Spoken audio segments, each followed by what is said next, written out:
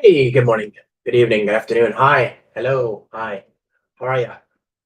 Good afternoon, evening. I don't even know what time it is. I know what time it is. It's 9 o'clock ish here in San Francisco. I got back from Europe where I was at Kotlin Conf and DevOps France. Uh, last week. And then I'm home. I got home last night, and here we are. It's Monday, and in a few hours I gotta go to the airport, going to Chicago, where I'll be co-presenting at the Kotlin user group there with my buddy Justin Riak, who's been on the show here a couple of times at least, and on the podcast. And we are co-presenting in Chicago. What is it, tomorrow? I think. So that'll be fun. That'll be fun. And then later this week, my friends, later this week on Friday, I come home from Chicago. I'm here for a day, 36 hours, and then I turn right back around and I head to India. I haven't been to India since before the pandemic. I'm really excited. Um, I'm not looking forward to the flight though. That flight is, ooh, that's gonna be painful. It's like 30 hours, some crazy thing. It's because I have to go from here to Chicago. I'm going back to Chicago, then to Munich, then to Bombay, right? And I'll stop there, and I'm on my way to Bangalore to the for the Great Indian Developer Summit. Josh, I'm Ronald from Cameroon. It's 9:30 Indian time. Wow, thanks for joining me. And Ronald from Cameroon. Oh, hi, Cameroon.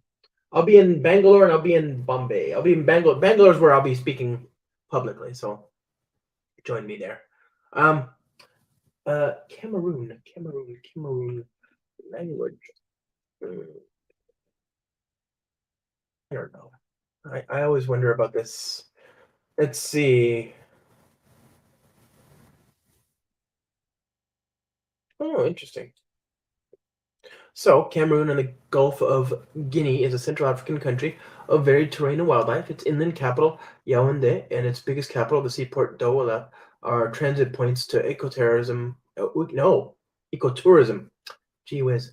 Ecotourism sites, as well as beach resorts like Kribi, near the Chutes de la Lobe waterfalls, which plunge directly into the sea, and Limbe, where the Limbe Wildlife Center houses rescued primates. Oh, that's cool. Let's see. It's the most okay. So they have French there, and they have English. I would like to go there. Uh, yeah, like that's cool. I speak the languages. I speak enough. I speak two of the languages, and so I can have meaningful conversations with. It seems like a lot of people, if not maybe it's the majority. How many people speak English? How many people speak French? I don't know. Um, Oh yeah, I also spoke at the Utrecht Jug last week. That's another thing. I spoke at the Utrecht Jug. I'm going to Chicago tonight to speak at the Kotlin Youth Group in Chicago. But last week in Utrecht in the Netherlands, I spoke at the Utrecht Jug with Trisha Gee, who's like a deity, amazing. Um, that was cool. She kicked off the presentation, and then I was the if anybody was still left over, because they were all satisfied and probably went home. If anybody was left over, I was the one that got to speak after. And yeah, Trisha's a really tough act to follow. That's you know, uh, she's a legend. I was like awestruck, goosebumps, just because she's been one of those people that's done like a really great job as an engineer and a really great job as a speaker, and just I have so much respect for Trisha and people like Trisha. Um, okay, so friends, I don't have anything prepared today. What I wanted to do was to kind of explore, right? I heard about there's two different things I'm looking at here. Let me share my screen, and we'll just dive right into it, and we'll explore, and we'll just chat, and it'll be fine. Share screen, everything I want to like shut down. Probably don't want Slack open. Don't want Creative Cloud here. Close that. Quit.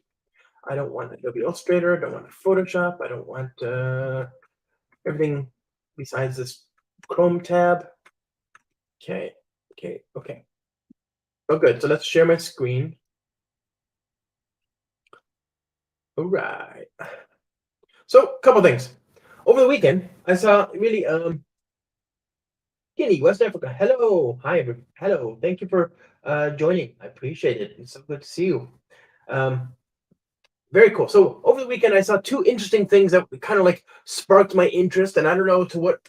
I just wanted to play with it. I wanted to try it out and see what it looks like and all that. The first thing is this framework called Dewdrop, which is an event sourcing framework. I love messaging. I love CQRS. I am a proud contributor to Axon, which is a CQRS framework. And I just wanted to try this one out. I'm sure it's good as well. I just haven't tried it out.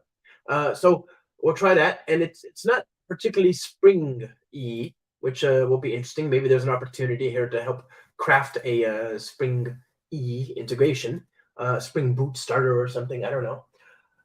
Hello from France. Wow, small world. I was just in France. That was a lot of fun. And we'll try it out. It looks kind of cool. I don't know. It looks cool.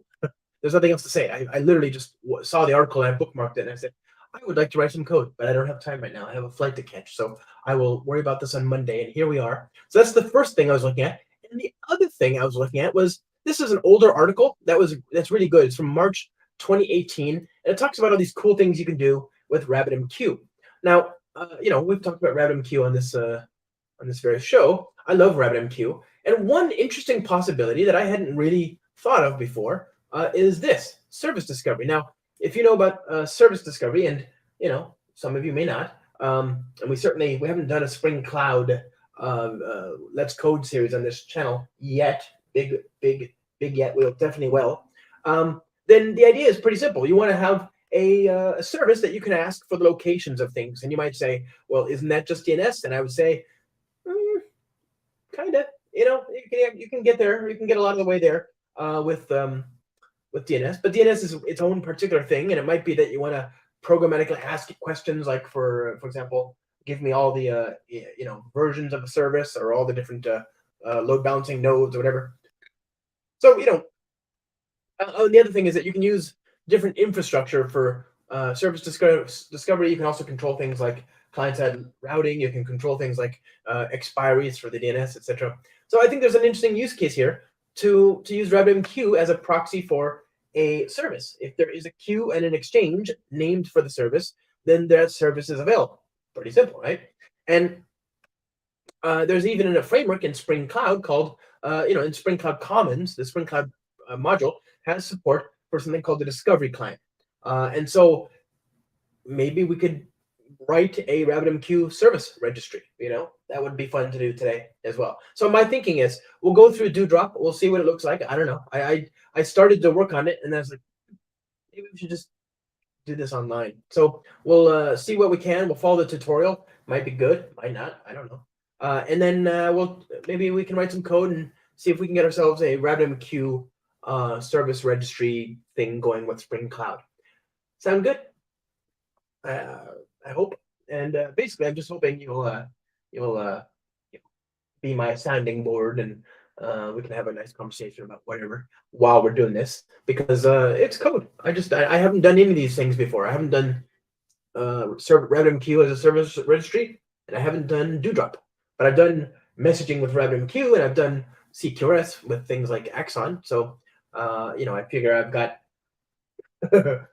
as much supporting knowledge as possible without actually knowing anything. Okay, so let's just dive right into it. Let's first look at Dewdrop. Now, Dewdrop is a CQRS framework. It's an event sourcing framework. And we talked about this a little bit, right? We talked about the 4 styles of messaging, or the 4 uses of messaging, right? Martin Fowler, let's see, messaging patterns, right? Like this.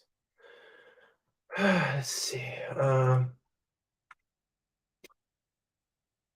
Martin Fowler, what do you mean by event-driven? This one, right? And we talked about how there's a kind of a continuum of more and more event-driven in terms of sophistication, although I would argue that the first 2 levels aren't mutually exclusive. So when you use messaging systems like RabbitMQ or Kafka or Pulsar, Apache Pulsar, or JMS, which please don't use that, but things like it, then what you do is you give think of it like email for your software, right? You can send a message from one computer to another. You can use the message broker to make sure that the message gets delivered even if the service is down, and it gives you just a lot of benefits, right? And also, if you want to scale out your message queue, it can actually, at some level, kind of like act kind of like a database, right? And so it makes a lot of sense, right? So think about this. Event notification is when you send a message that all the message, by the way, there's a talk you can watch here. Hello, good night from Bangladesh. Wow, hello, thanks for joining. I appreciate that. We got people from Bangladesh, from France, from Guinea and West Africa. We've got people from India and Pune, I suppose, Cameroon. It's just wonderful. Hello. So an event notification is when a system sends event messages to notify other systems of a change in its domain. So basically, send a message, the other system gets the message tells the other system something has changed in the world. It doesn't necessarily specify what. It doesn't necessarily have in the payload of the message the details of what has changed. You just know something has changed, and I assume that other system will know, okay, something has changed, I'll refresh my query to the database, right? That kind of thing. That's very basic, but it works, right? It's just an alarm, like when you set your alarm on your phone, the alarm just tells you to wake up. It doesn't tell you why, right? You know what you have to do at 10. It's up to you, or whatever, at 9 o'clock or 6 o'clock, or whatever time you wake up. The alarm tells you to wake up. It doesn't tell you why you have to wake up. Okay, so the first kind of use of a messaging system is just as alarms, right? Telling systems, hey, something's happened, pay attention, do something, whatever. The next is, okay, what if that message also carried information about what has changed? So if the message is, hey, somebody's added a new product to the cart, then okay, here's the information about the product that was added to the cart, not just an ID or something very lightweight, right? It might actually have the whole record itself. And that's called event carried state transfer. Event sourcing is, okay, what if my whole system is built by messages. I'm sending messages to every service in the system, and anybody that's like, let's say I'm a shopping cart service, right? If somebody wants to, if other services like fulfillment or orders or customer service or whatever need to know what's happening in that cart, they can subscribe to messages related to things that they care about, right? And they can build up their own view of the world based on these messages. They can say, okay, well, that system has added a new thing to the cart, and so we need to maybe we have a payment service, and that payment service looks at the cart and says, oh, okay, there's like items that are worth more than $1,000. We need to like proactively make sure that this customer has credit in their account to be able to pay for it or something, right? So that way, while the user is still shopping, the service can be ready to like say, hey, you don't have enough money or something. I don't know, whatever, right? So that would be an event that view of the world that the payment service builds up. It can only pay attention to the messages it cares about, and it builds up its own view saying this user has this much money and is therefore good or bad or whatever, ready to go or not, right? Okay. And also, this maybe the payment service could be making sure that the user has a credit card on file, right? Something like that. So here we're saying the state of the world is described as a series of messages. And if all the messages stacked one on top of the other result in the state of the world, then that's kind of like your database, isn't it? It's like Git, right? Each layer in a Git repository is just one more layer, right? And if you stack all those layers together, you get a full history of every change to the Git repository since its beginning. And that's why you can kind of go up and down, or I guess, yeah, there's a stack, right? You can go up and down the stack of changes in a Git repository to go backwards and forwards in time. So event sourcing is pretty natural. And then the next thing after that is CQRS, which says, okay, you've got separate data structures for reading and writing, right? And you're not really forced to think about it in the world of events, but it makes a lot of sense to use events, right? And so basically, if you think about event sourcing as a database that contains the state of your world, then something interesting comes into mind, which is if you lose some of the data in some of your services, all you have to do is replay the events from that data structure, from the event source, from the event store, which contains all the events that were sent. You just replay all the messages, and then all the systems will rebuild their own state again, right? Even if they lost their data. So if you shut them down or whatever, if they lost their SQL database that they were storing their version of the world of the data, that's okay. And if there's some sort of flaw in the accounting or whatever, and you need to like redo all the accounting, okay, delete everything and then just replay the events, right? So that's event sourcing and event stores. And the next thing, like I say, is CQRS, which is we appreciate event store and event sourcing, but now we're saying the work of storing data in the system is separate from the work of representing the data for the clients to consume it, right? So I might send a command into the system, and then that command might result in events that get sent out to other nodes in the system, okay? And that these other nodes can update their own state to reflect what these events are telling them. And the command is what actually causes a change to the state, right? So the commands change the state, the events are then sent out, and those other services update their own state, and they create optimized data structures for people that want to consume the data, that want to read the data. So let's say I want to add a new item to the shopping cart. I send a command to the service. The service then, let's say we add something to the shopping cart, and then we send out a bunch of events. The payment service gets that event, and it's going to proactively do the work of validating that the user has enough money, and it's going to store in memory a map of user ID and a Boolean, can afford or not afford. And it'll just update that so that later on, when the microservice that's doing the website, the service that has the website where the user is clicking around finally needs the information, it can go to that service and query it very quickly. It just goes, hey, give me is this user, does it have enough money? Does he or she have enough money? Okay, great, right? It's optimized. You don't have to like lazily call the payment service and do some processing and do all that. It's just instantly ready to go because they got that payment service already got messages earlier on telling it to do this, and it was just doing all the stuff all along. And now it's optimized for views. Same thing if I was adding products to the catalog, right? I've got a command that adds a product to the catalog for my company, and then the one, the command results in several different events. One event is that we have a new product, right? Um, and that event gets delivered to all the microservices in the system.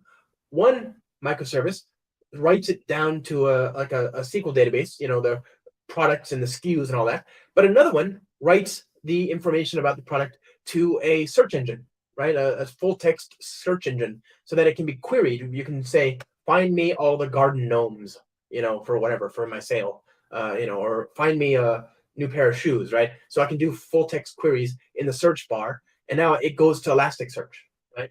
And so you use events to tell these other systems to create their own representation of the data. It's the same event. It's just that they're storing it in a different way. The search engine service it adds it to the search index. The other service adds it to the transactional data store. And that data is now instantly available. It's, you can process it as you need, right? So the CQRS it's a segregation between the work of updating the system with commands and reading from the system with queries, right?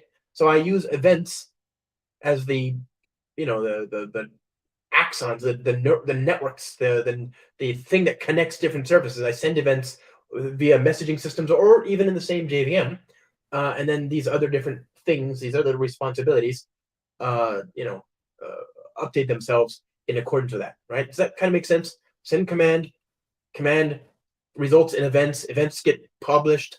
Things update themselves to support easy queries, and then the client can then query those data structures to get optimized views of the data. Because if you think about like SQL data is normalized, right? You want to have nice separation of concerns, but that doesn't mean it's always very efficient, right? It can be slow to write a query like that. So sometimes it might make sense to store things in a nice normalized structure, but when you want to query it, you have a separate duplicate version of the data that is denormalized, that is optimized for particular queries, so that it's lightning fast, or so that you have data in the shape that you care about to support full text searches, or graph access or analytics or whatever, right? It's just all about how you're going to use that data. So CQRS, that's what we're looking at here, right? And we talked about event stores and event sourcing. And so Dewdrop is an event sourcing framework. It supports basically CQRS, and it works with an event store called Event Store. It's the product, the open source product is called Event Store. And this was actually created by a gentleman named Greg Young. Now, Greg Young he's the creator of what we talk about today as CQRS, right? And Greg Young created it. He talks about his use case here. He created event sourcing and CQRS in particular. I think it was a Canadian, like he was at some company that was doing work on the Canadian Stock Exchange. I don't remember the details, but if it was something like that company was moving, huge chunks of money through the stock exchange, right? Like huge load, like some huge percent of all the money going to that exchange every day, so the system needed to scale, and it needed to be correct and accurate and auditable, but it also needed to be fast to query, right? And so the events, CQRS and event sourcing came into play. And Greg Young, eventually, about 10 years ago, he built this open source product called Event Store. Well, there's a proprietary version as well. There's customers, right?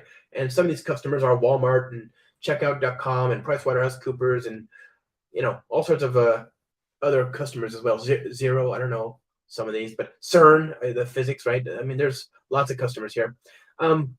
It's an event store, so you can use this. The work that I've already done before we started the stream was I figured out a Docker Compose image that would work. So here's the Docker Compose image I'm using. I was trying to use the one that Event Store, the one that Dewdrop recommends, right? Dewdrop recommends, it says we only support using Event Store as a backend database. I hope that will change, by the way, because there are other event stores. So Axonic Server, for example, this is from the folks who built Axon. Axon Server is a great way to do event sourcing, right? Build event driven, event blah blah blah. And this is, I love Axon. I'm a big fan. So we definitely are going to do a video about that. I think we have to, but so this is one thing. And then I think my buddy Chris Richardson, is that still a thing? It probably is. I don't know. I haven't checked in a minute. Here you go. This one, is this open source? Is it product? No.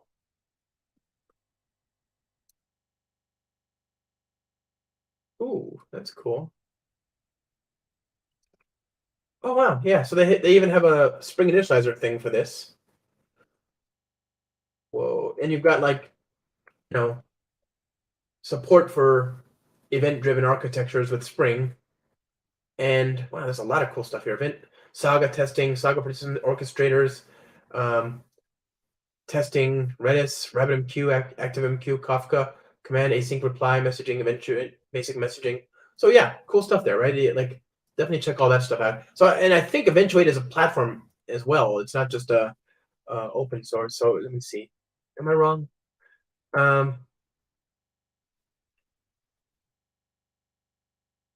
So the Eventuate local is an event sourcing framework. And is there not a? I could have sworn there was a database or something. Eventuate Tram. Oh, Eventuate platform. What is that?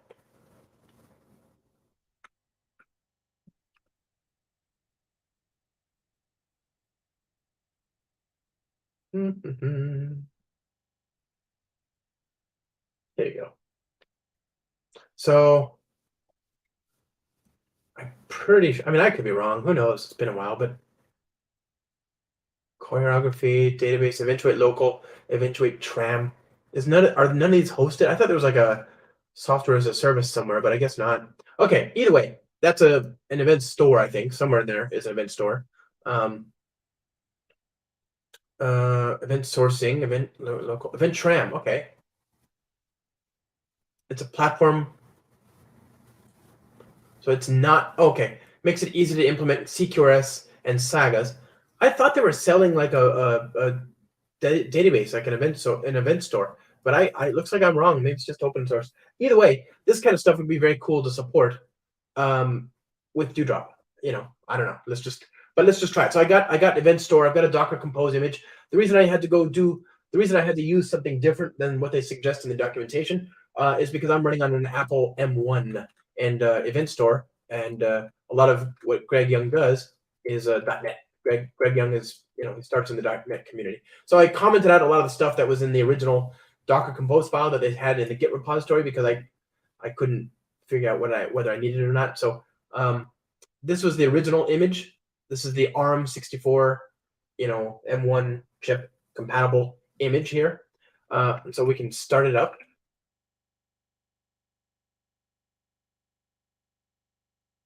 Also, I'm back at home for the first time in like 10 days, and I'm using my custom, my keyboard. And my keyboard feels weird because I've been using the MacBook Pro. And remember, I'm using a new keyboard here. Let's see here. Okay, so it's up. Let's see what we have to do now. Let's follow this tutorial.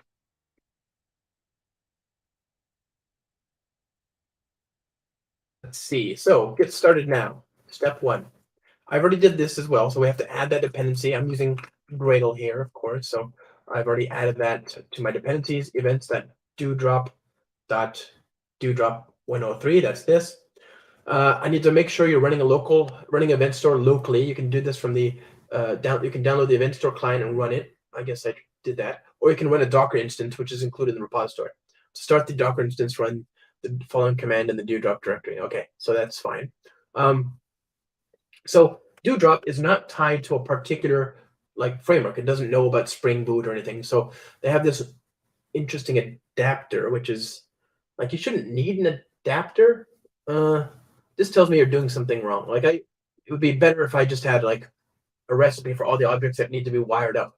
But okay, let's just say that you have to do this. Okay, so we're going to add this Dewdrop dependency injection adapter thing. Okay.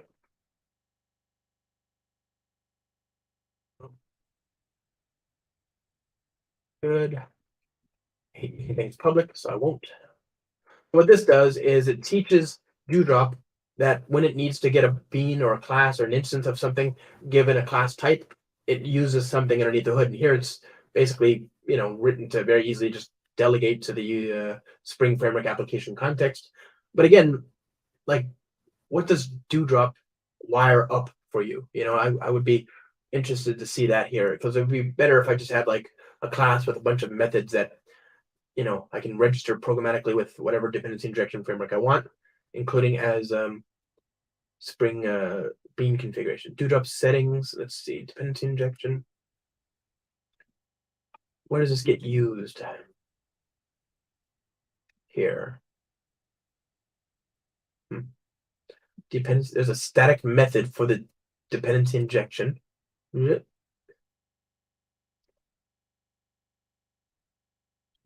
is it? Is this using Lombok? It is using Lombok. ASCII, don't write ASCII. Okay. Event sourcing, event store DB client, stream store, event store. Dependency injection utils set dependency injection. Wow. Don't like that. I don't like that at all. See, again, like all of this, these are just objects. I shouldn't need to have a dependency injection delegate. I can just wire these things up themselves, This is the dependency injection right here. It's all happening in this main method. So it wouldn't be or this constructor, which is, here, like, I just want to wire these things up together. It looks like if I use this builder and give it I call .create on the builder, it'll return a fully configured, Dewdrop or whatever, right? So where's the create method? I guess it's not. So start new Dewdrop, blah blah blah. So what I want is that. Like I want to be able to just programmatically call that, and that seems a lot easier than having a quote unquote dependency injection, adapter.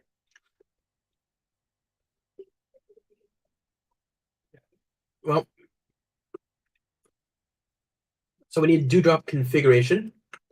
So let's create that here. I don't know what this means. Oh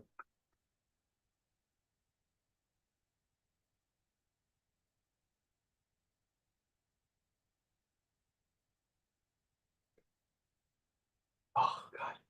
So friends, don't use field injection at all if you can avoid it. Like if a bean, so you have to remember, like when you inject so this is a configuration class, right? When you define bean configuration, you don't need to be public. When you do bean configuration like this, you want to defer until the very last minute the dependencies for this bean. In order to create this bean of type Dewdrop dependency injection, I need to inject the application context. Well, if I put it in the method itself, then Spring doesn't have to give us a valid reference to this, whatever this is, until the very last second, right before it creates this. But if I put this on this class here like that, then Spring needs to have a valid definition of that before it can call any of these other methods, right? And so you are telling Spring, I need this application context to do anything else in this configuration class. And that means that you might create, here I'm only creating, Spring is only creating the application context at the second, the instant before it needs it for this. But if I put it in this, it'll create it before it creates all three of these, which means that there's 3 times more chances that you might get a circular reference, right? You want things to be, injected at the very last second, right before they're needed, right? That way, everything, if there's a life cycle, you want to make sure that everything gets a chance to create itself, right? You want to defer that decision. So Spring creates a graph of all the dependencies and all the beams and all their dependencies, and you want them to resolve those objects with no like conflicts or whatever, Okay, so now I can run the application and it'll start up the Dewdrop framework. Turn off my alarm. Yes, that's sure. Okay. Now, what does it do? So it's going to connect. This is our localhost 2113 event store. here's our packet. Okay, so packages. Here's another thing. I have this. Let's do this the hard way. Okay, I'm going to do this manually, but I'm going to be doing this with an eye towards auto configuration, right? Like in theory, we can turn this into auto configuration, and then we could like say auto configuration packages dot get, and then we could inject the bean factory, right, like that, and I could pass that in var packages, etc. And I would love to just instead use that. I could say packages dot get 0, for example, and that would be the package on which the Spring Boot application exists, right? So Beautiful.Dewdrop, but that only works for auto configuration, and this is not auto configuration right now. This is just regular packages. So for now, we'll just hard code everything. It's not hard to get it to auto configuration, but that's not the goal right now. Okay, so there we go. Beautiful.Dewdrop. We have a hard coded string to the event store. Ugh. Okay, and then here we want this Dewdrop. Oh, we don't need the bean factory. Good, but this one is a dependency injection adapter. We need to inject that here. Okay, and then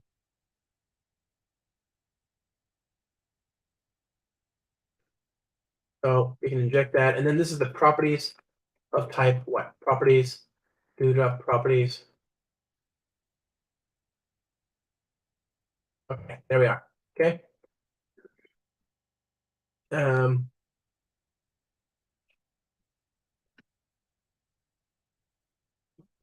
Okay, let's use it. Well, I guess let's just start it. Let's see if that works. Who knows?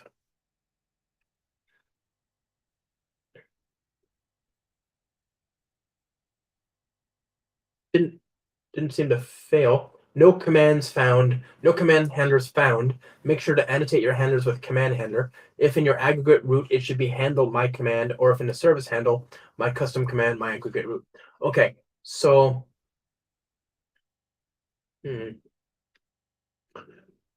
okay.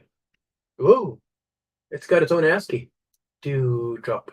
Okay, neat.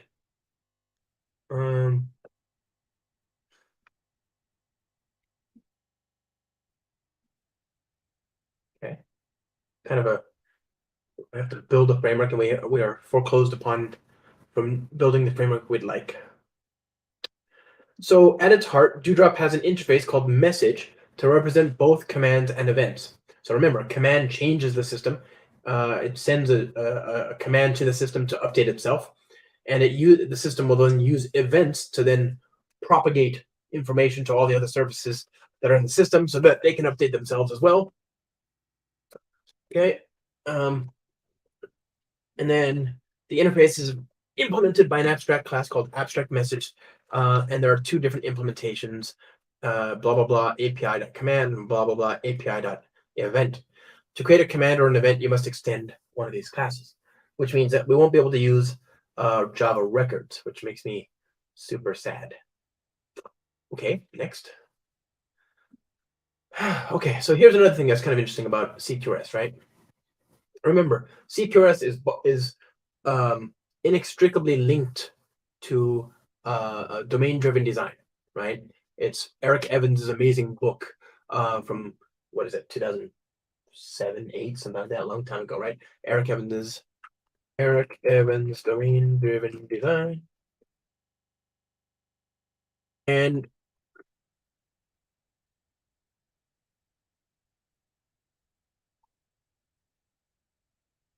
(2003). Oh, wow, that book is 20 years old now. That makes me feel very old. So this book, whew, wow, that's crazy. This is one of the best books ever written, obviously. The book is, it introduces a lot of new, interesting things to the language of system design, one of which is the concept of an aggregate. And an aggregate is basically a part of the domain model that is self-contained. It doesn't need other services. So for example, earlier on I talked about the shopping cart, right? I might have a shopping cart aggregate that keeps references to line items and has a reference to a customer, right? And that aggregate is stateful. You change that as events come in, there are changes to this, but each change to the aggregate is recorded, right? And so you can actually replay the events, replay the changes in a stack, and you arrive at the same state for the aggregate, right? Um, so this is what you are persisting, is basically this. Now, I guess there's a custom mechanism here for discovering these types. Okay. How does it discover them? I hope it's not doing something weird. Because it's not using Spring, right? So, like, how does it do annotation discovery? Is it bringing in some sort of library? Does it do it itself? That's going to be weird. It doesn't have to be public. This is the other thing. Does this class have to be public? Okay, so for now, I don't know. So let's just assume this has to be. Okay, let's copy and paste all that. I don't know if it has to be public, though. Let's just try keeping it the same code page just for now.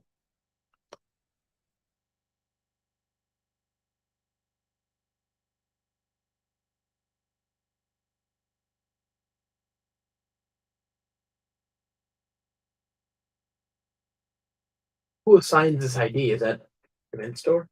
Hey, Simon. Yeah, Kotlin Conf was great. DevOps Rant was great. Good to see you, bud. So for those of you just joining, we're taking a look at Dewdrop, which is a CQRS framework I'd never even heard of before, and I love CQRS. So we're just trying it out. Who knows? It might be good, might be terrible. Looks pretty cool so far. I mean, we've only been at it for what, 40 minutes, whatever. Okay, so we are creating an aggregate here. We are clearly missing some types. Clearly, we need to create events and commands. Presumably, this tutorial will teach us how.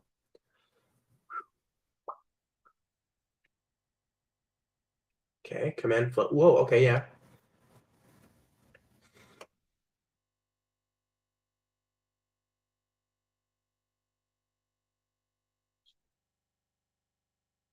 Oh, now he introduces the aggregate from Eric Evans's book. Okay. Did we just create an aggregate? Why do I have to have another one?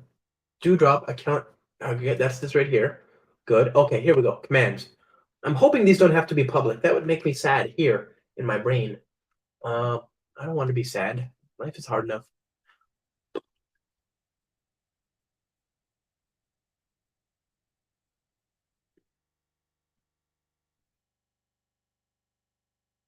It's that.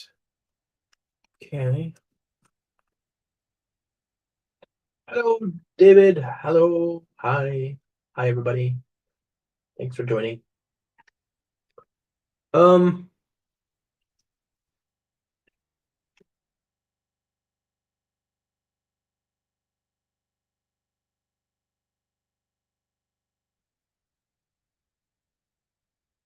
So I guess we just create and then we use Dewdrop itself to run the test. Okay, let's try it. I like that we have tests. I mean, not a lot, but we do. Okay. The question then is, who provides the Dewdrop? Right. I guess we'll figure that out. Do we even create a bean? Is it like execute command?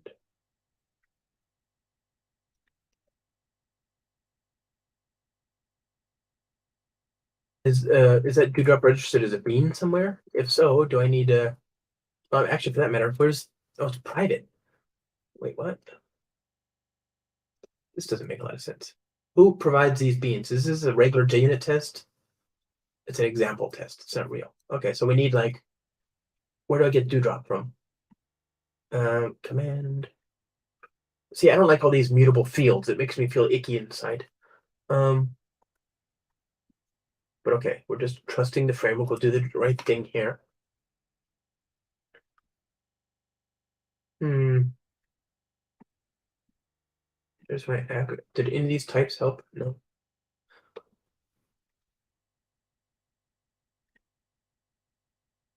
Dewdrop is a bean. Okay, so we can inject that into our test. Does that get injected into the parameters, or do I have to inject that as a constructor argument? Let's see if that works. But even if that does work, where does the UUID come from? Like, who's what?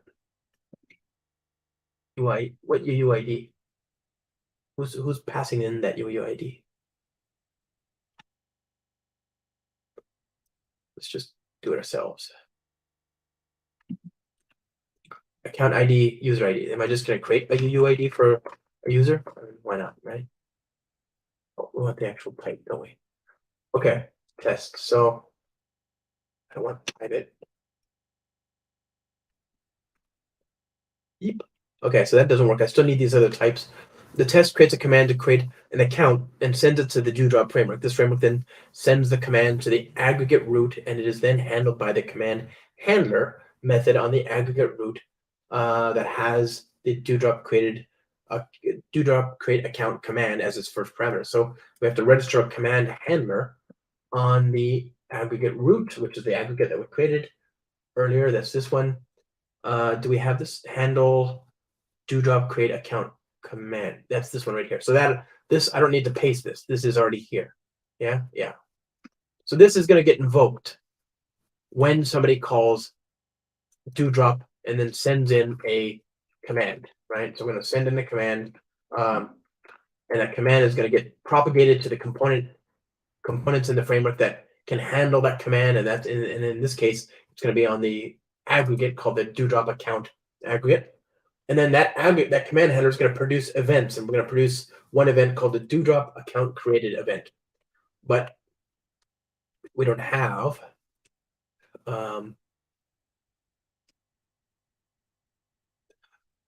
that event created yet. Okay, so part of maintaining a robust event hierarchy is jealously guarding when we create events. What this means is that it's critical to validate the commands in your aggregate root before you create an event. If you inadvertently create erroneous events, it becomes much harder to handle than it is to be very thorough in your validation logic in your command handler. Dewdrop's opinion on validation logic is that all of the validations should run and be returned as a full collection of issues rather than one at a time for the user to discover as they get further through your code. With this in mind, we created the Dewdrop validator. This is a validation object that makes it super easy to validate as you wish. If you decorate your command object with a JSR 303, that's the bean validation JSR, I suppose, then Dewdrop validator will go ahead and validate those appropriately. So you can add not null and things like that to the command. Okay, neat. Okay, we're using that there as well. So Dewdrop validator dot validate. Yeah. Wouldn't it be better just to be able to support like add valid or something on the parameters themselves? Okay, well, whatever. So we have not null. Oh, you have Dewdrop validator with rule. So you can say validate not blank and rule validate not null, and okay, whatever. So it looks good. Good stuff. Nice. Events, the framework runs this method to generate the needed events. It then sends the events to the applicable event handler methods on the aggregate root. And it could be this aggregate root or other ones, right? That's the whole point. You're updating different views of the data. Much like the command class, the event classes are DTOs used to represent the state of the aggregate root. The event classes are used to both read and write to the event store and to publish messages to the event store. So Dewdrop account created, Dewdrop account event. Okay, so I need this. This is a new thing here. We didn't have this before. So class.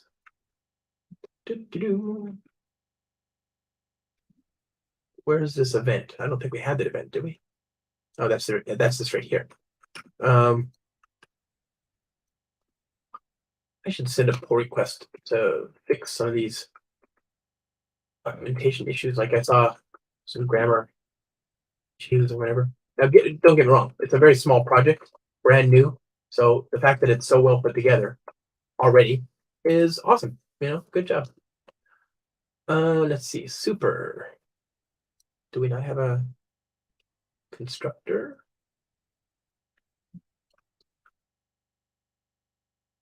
That feels about right, doesn't it? Okay. let's see. So like life cycle of the aggregate root. To better understand what Dewdrop is doing, we want to outline exactly what the framework is doing under the covers. To help illustrate this, here's the life cycle that occurs.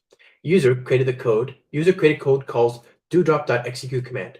The framework looks for the aggregate root that implements the command handler with the command object as its first parameter.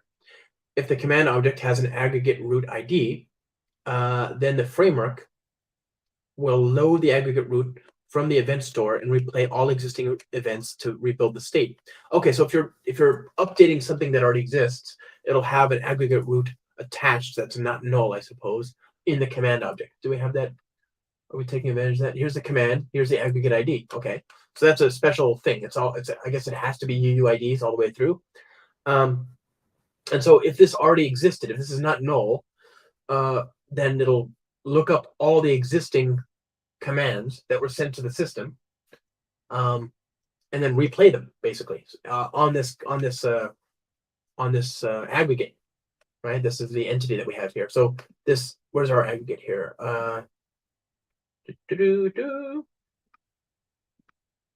This aggregate has a name, a balance, and you can see that when we get this Dewdrop created account command, each time that happens, we call validate, and then we return some events. These events get published. So why doesn't this command have the right properties? Dewdrop create account command. I guess we need getters. Okay.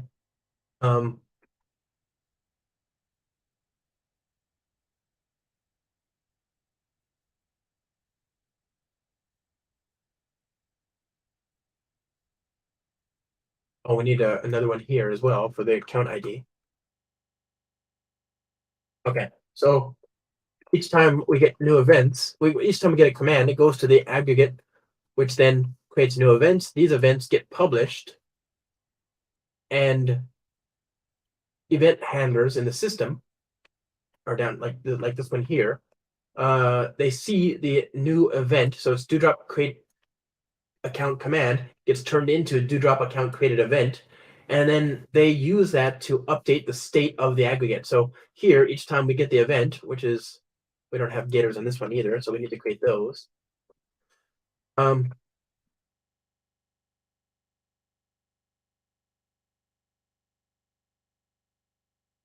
Same here, we need getters as well. Okay, so we're creating lots of information. This is where records would be dope, especially since this is all like stateless, right? Okay, so public. I don't like having to make things public. This feels very, stateful entity being E from EJB2. Okay, so event handler, Dewdrop account created. The account ID equals this. Okay, great. Name equals this. So it's going to replay. It's going to call this method with each of the events from day one. Like, let's say the first time we created this account was last year, and then I guess there's only one account created event, so it'll only call this method twice. But in theory, if we had a Dewdrop updated, like we added funds or something, or whatever, if we change, we change the profile, then each time we change the username, we'd get this. It would call this method again and again and again with a new event, right? Just going back from the very first time to the second one to the third to the fourth. So it would basically do a lot of stuff here. So you want to make sure that if there's any expensive processing here, maybe you don't do that here. You want to do like validation. You do that in the command itself before it gets sent out as an event. Okay, so if the command object has an aggregate root ID, then the framework will load the aggregate root from the event store and replay all existing events to rebuild the state. Fair enough. It then calls the command handler method on the aggregate root with the command object as its first parameter, which returns either a single list of events or a single or list of events that extend the event. It then calls the event handler method on the aggregate root with the event object as its first parameter to mutate the state of the aggregate root. Good.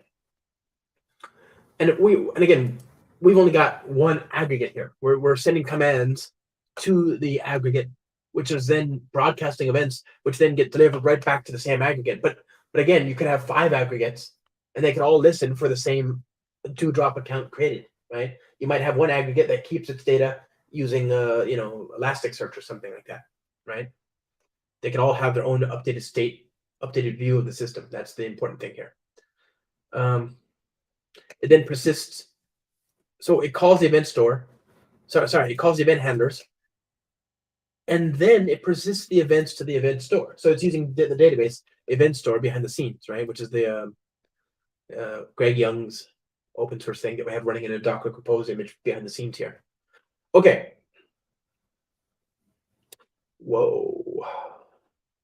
The query side relies on creation of read models that are used to read from the event store. Think of a read model as similar to a repository or a data access object in more traditional architectures. It is an object that defines how we read data from the event store. Now, your first intuition is to map it directly to your aggregate root, which can be correct at times, but more often than not, it's not. And that's true, right? Like as your applications become more sophisticated, the thing that's storing the data isn't necessarily the full picture. Like with microservices, to get the full customer profile, you might have to call the order service, the product service, the customer service, and put the data together in one view. So it's not one-to-one. Just because you wrote to the service doesn't mean the whole picture is in that service. You might have to get it from different things. That's why it's useful to have a separate thing that maintains the view of the data, the denormalized view. Okay. Dewdrop will read the JSON events from the event store, find which read models are listening to those events, convert them into event objects, and then replay those events on the read model. So the read model is the view of the data, but it also can listen for events. That's pretty cool. So I guess we should copy and paste this. Oh, it's getting a little crazy. Oh. What is this stream business, I wonder?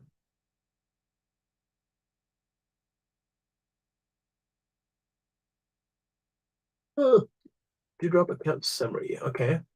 And what is this Dewdrop cache business? Oh, goodness.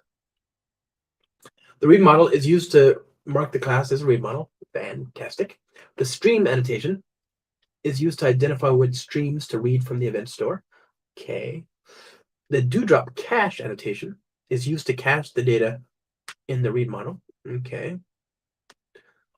The query handler annotation is used to identify the method that'll handle the query.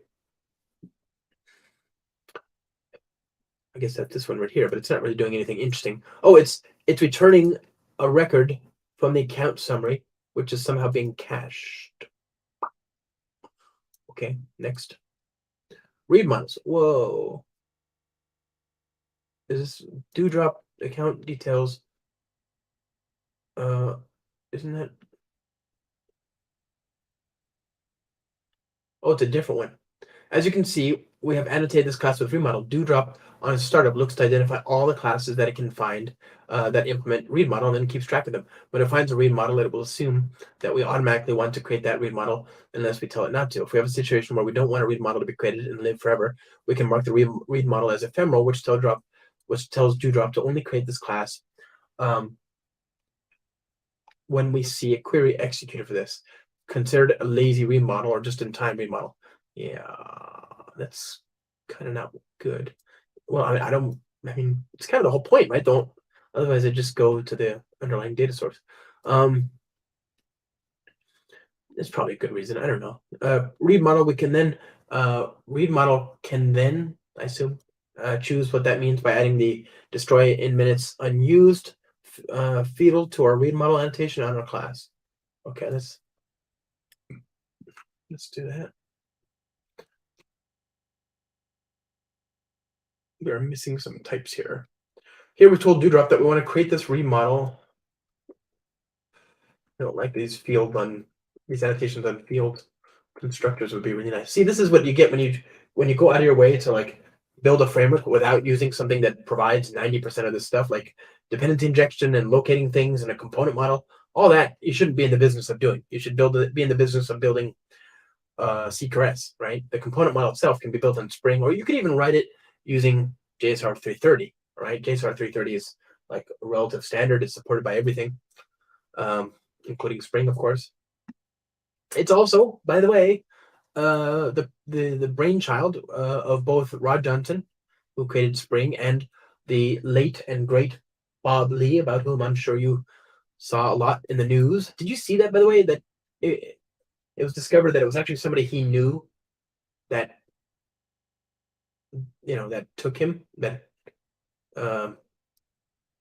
that assaulted him, right? And then uh, you know, he's the reason that he's not here anymore is because of that guy.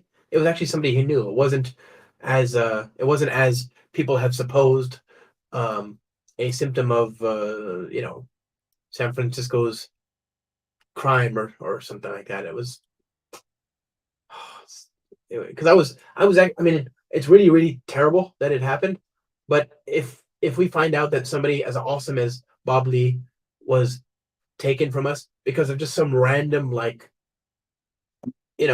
whatever in the middle of the night, like some whatever, some criminal or homeless person or drug user or whatever these other people were insinuating, if we find out that's what happened, that would be truly truly senseless, right? I mean, there's no sense to any of it, but to find out it was just some random thing and it could have been anybody, that would have been some in some ways worse, right?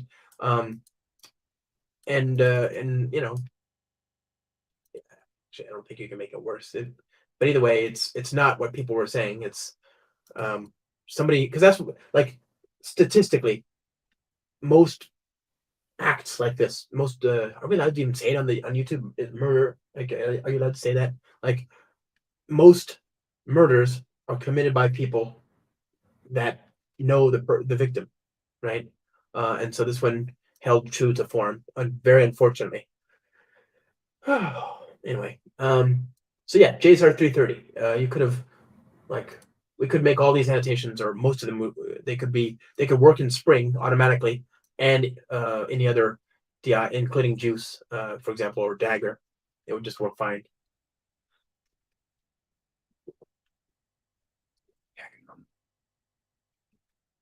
It was told Dewdrop that we want to create this remodel when we see query executed. Okay, Dewdrop account details. So I still don't know. We don't have details. We don't have the summary object. I mean, as we move through the tutorial, I was expecting more code to go like green, but it's uh, hi. You can chat. Yeah, why not? Uh,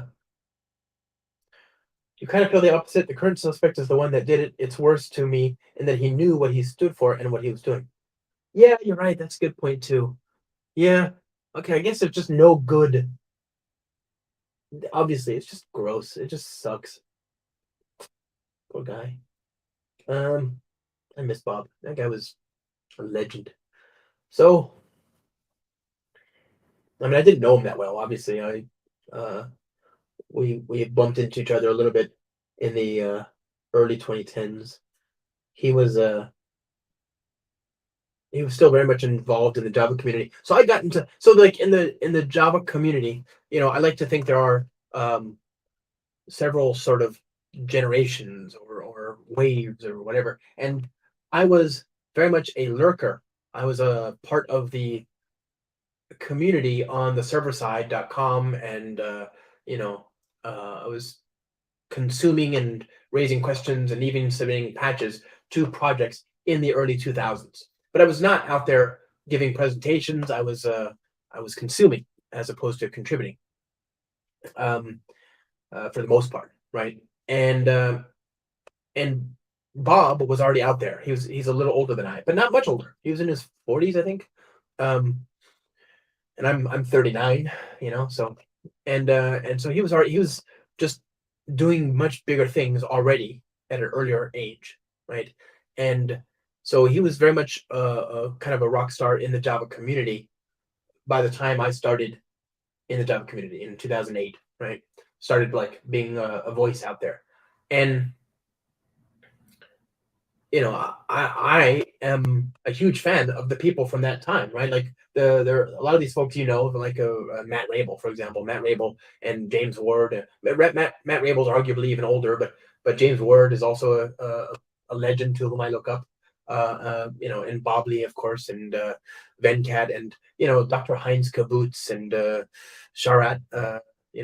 Like all these amazing people that sort of preceded me by like 5 or close to 10 years, but not importantly, like 15 years, because that was another generation still, the generation of engineers that were out there doing amazing things when Java first appeared, right? In like 96, 95, 94. That was a different group, right? And so some of those people are still around, but a lot of them aren't, a lot of them are retired. I mean, it was 23 years, 20, almost 30 years ago, right? So, yeah, Fuse, and thanks, Matt. Like cool stuff from that community. So I joined. I like to think of myself as having joined like the third wave of Java, right? There's a third group of people, and so people that joined the community around 2008. There are a lot of us, but Bob was very much in the community. He was already a legend by that point. By the time I became a nothing, I'm still nothing, but I was in the community, and I was at conferences that he was at, right? And he was already out there, doing big things in the Java community. He had a voice around the dependency injection discussion with Juice, and he was already, very much the right stuff for a Java champion. And he was also working on JSR 330. He had opinions around aspect-oriented programming, that kind of stuff. And it wasn't surprising that when he was at Google, he worked on the core libraries for Android, right? And it wasn't surprising that when he left that organization, I guess he was starting to work as just an engineer, but he then very quickly got promoted to become CTO of this new cash payment company called Square, started by among others Jack Dorsey, who created Twitter, right? One of the co-founders of Twitter. So this is all like amazing stuff back then. And it was like by the time he became the CTO of Square, I still bumped into him a little bit. We saw each other at parties and in community events and all that. But his trajectory was very different from mine, and he was awesome. I've always looked up to him, and I loved him because I loved I loved the energy, the spirit that he had, because of the way that he sort of looked at the cruft. It's ridiculous to think of a community like Java, which even then is not. I mean, even now it's not that old, but especially then, 15 years ago, he looked at the community and some of the cruft and ceremony that had built up around things like standardization through the JCP and said, "Nah, I'm not doing that. We're going to do something better." So he and Rod. He and Rod got the JSR 330 spec, and JSR 330 is Javux now it's Jakarta.inject and Jakarta.inject and Jakarta.inject.named and Jakarta.inject. Producer and all that, all that stuff, the common ground sort of annotations between Spring and Juice, and then eventually CDI, right? CDI also supports that. And it mostly is from the consumer perspective. So it doesn't define the framework itself. It defines how a developer would tell the framework about its objects. It would say, hey, this is an object I want you to manage. Here's what it's called. It's, this is a method that produces a valid instance of the object I want you to manage, right? And so that spec was 7 JavaDoc pages. It was the smallest JCB spec ever. And they got it through the whole thing from start to finish in 5 months or something like that, right? Which is unheard of, because it used to be these things took, a year or 2 years or whatever for anything to get anywhere. People had to have these countless meetings, and Bob just realized, no, this doesn't need to be so painful. Let's just get this done. And so they did, and it was awesome. So I love that willingness to just say no to bureaucracy and nonsense, Let's see here. Okay, well, speaking of bureaucracy, I've lost the plot here. Where are we? Dewdrop account details remodel. Is that here? Where am I? This is where find and replace. I'm glad I didn't try and type this all out by myself. I would have been lost. Okay, so I need a Dewdrop account details. We need one of those. They still haven't shown me the source code for that. Stream annotation is used to identify what streams to read from the event store. So I guess the event store DB has this concept of a stream. You can have multiple stream annotations on. You can have multiple stream annotations mapped onto a read model to identify what stream you want to read from the stream. To identify what stream you want to read from the stream has, let's just say stream has these fields: name, stream type, stream, okay, subscribed, direction, blah, blah. Okay. The name annotation should not be, name annotation attribute should not be the full name that you see in your event store. In this case, use a name generator to create the name that is needed. For example, for the example above, you can see what we passed a name of blah, blah, blah. Okay. I don't really understand, but looks good. This annotation marks the field as a cache. This is used to cache the data in the read model. So rather than resourcing the data from the event store, which would be slow and involve adding load to the event store, instead we can keep things in memory, which is good. Because if the service is up, we want to bootstrap it one time when the service starts up and the read model gets loaded, and then it'll replay those events and it'll rebuild its own state. And then from there, we can just get the cache, right? All subsequent reads are going to come from there, and it's going to be transactionally consistent because framework. Okay, one of the huge benefits of Dewdrop. Dewdrop will automatically, based on the read model and streams decorating the class, will be able to read from the events from the event store and populate the read model. This is powerful and elegant way to get up and running with event sourcing without having to build a huge amount of plumbing. These events are replayed back to the read model, and the read model is updated. You can choose not to have a cache for a read model by not adding the Dewdrop annotation. Okay, you should create event handler on the read model itself. I don't get it. Okay. Is the idea that you have okay, finally, our friend Dewdrop account details. We can't play the game if we don't have this type. It just won't compile. Oh, but they've got new types that we don't have. Okay.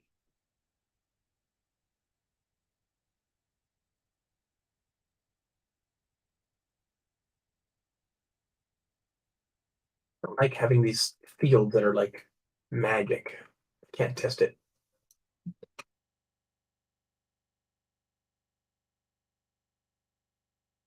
We still don't have those types, those events. Okay, so the object becomes the intersection of these two streams and replays the events from each. The framework will automatically call the event handler.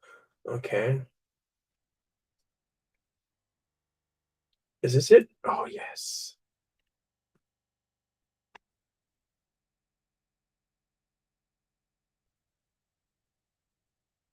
Wait. I already have this event. Okay.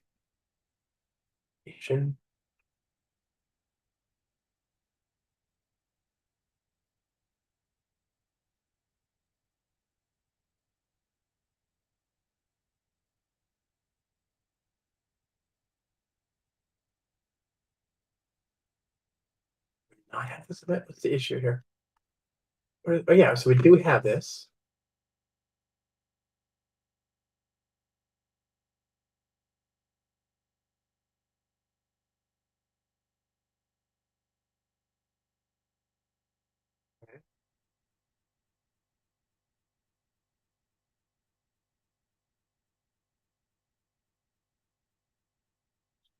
We don't want this one because it doesn't have the getters. Okay, good. So creation event has an annotation of creation event, which means that this event is the event that is used to create the cache item. Without it, Dewdrop has no idea which event is the starting point and when to create this object. Primary cache key annotation is used to identify the field that is used as the key for the cache. Neat. If you decide not to have a cache, you should skip adding the Dewdrop cache field. When you do this, you should add the event handler method to the read model itself. If you want to, so this is if you're not using event store, if you have some sort of view, I guess, you might just create your own no cache kind of thing, or the cache will be handled by some other thing. Okay. We want this. Assume that he or she intended for us to have a getter.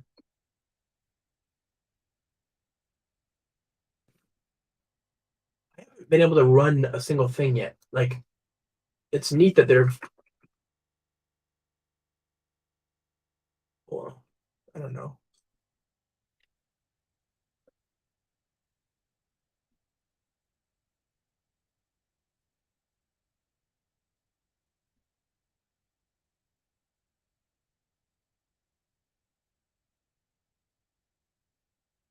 I don't feel like I'm.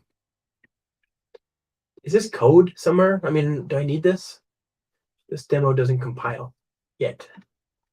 I don't even know if it runs. Let's see. So let's scroll down slowly, slowly.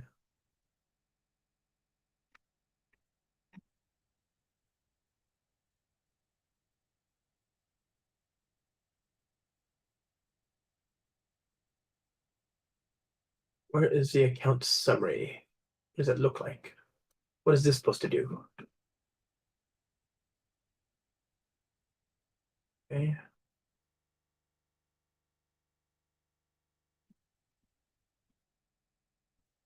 What about this? Dewdrop funds added to account. What does that event look like? Dewdrop user created. What does that look like?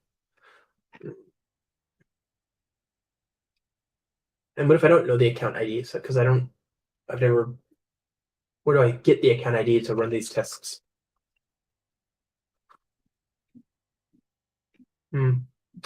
Well, that's a bit of a bummer. It's so good looking. I want to like see it work. Maybe it's a sample I can use. Nope. Dewdrop. Wait, what if he's got like a?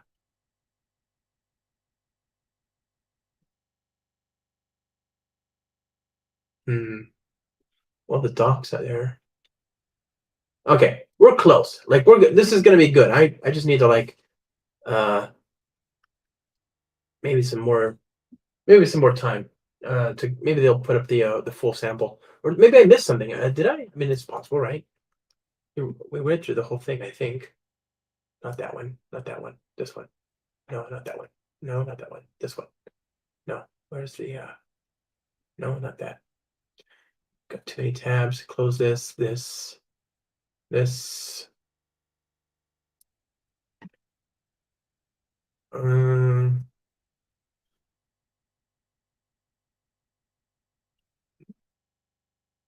there a website? Oh, yeah, Dewdrop events. Okay, yeah. So here we are. So let's just go through. Is that type there? No. Get started now. No. Using Dewdrop. It's not defined here. It's used. We already have that code. What about here? Nope. Okay. Here. Okay. What about here? Dewdrop account summary. Not quite. Oh, not quite. Nope. Used. Not defined.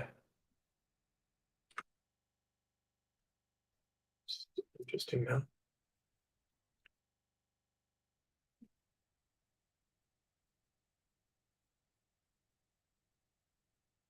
Right. Right, that's it.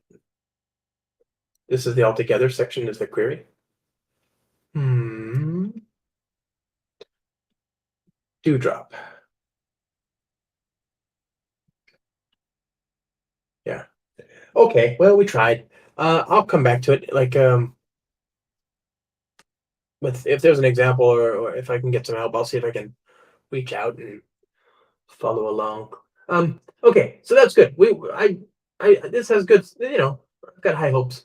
And it's early enough. It's early days enough. It's early days yet, so there's a chance that we could like, maybe there's a more reasonable integration for Spring, because a lot of that infrastructure should just be provided by Spring and should be unbeknownst to the user, and that doesn't even necessarily need to inform the core framework. You can easily build a framework without Spring, but you can build a natural Spring integration. And what I want to do is like anything that relies on application context.getBean makes me leery, because of course I'd like to have a way to plug into what objects are going to be registered with the framework, because then we can write GraalVM native image hints for it, right? And that's not possible at the moment. I have no idea where it's going to do reflection. For that matter, I don't even know how it does reflection. Let's look at the pom.xml. Like, how does it find beans or objects or whatever? It's using lots of stuff here.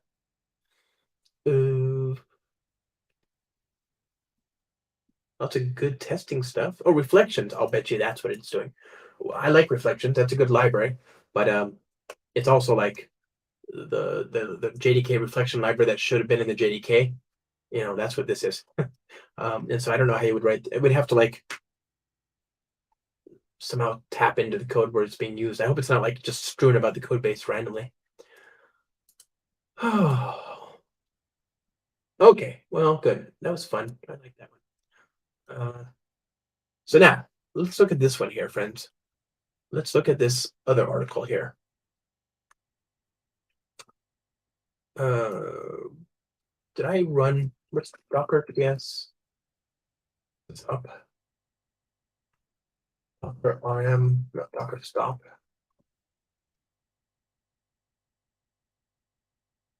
Docker, yes.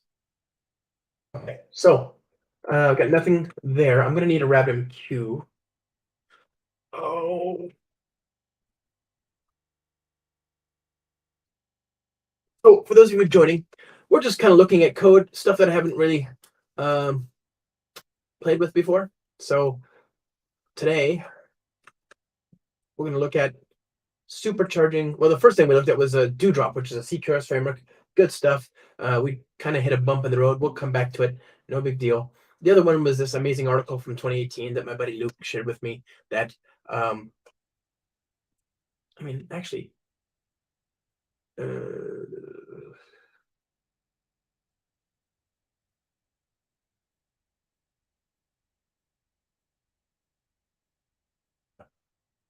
we can spring.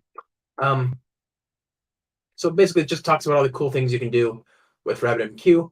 And a lot of these are fairly obvious, but one interesting possibility here is using it as a service broker, a service discovery service thing.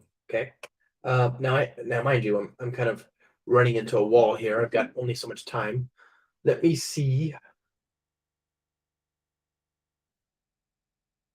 My flight leaves at 1, like 12:55. It's now 10. So I reckon no more than an hour, no more than 11 o'clock. I need to like start packing and getting out of here. But let's give it a go. Huh? So what we're gonna do, we're gonna need a RabbitMQ broker. RabbitMQ broker. So what's the easiest way to do that? I've done that a bit. We've done that on the show once or twice. Actually, we just did a whole thing on Spring Integration. So I'm bound to have a Docker compose file in there. So let's go to GitHub. Whoa. What just happened? Is it because I'm logged in? That's pretty great, actually. Ah, I don't know if it always did that. That feels nice. Like I searched for a GitHub repository and it knew about it. It dove into my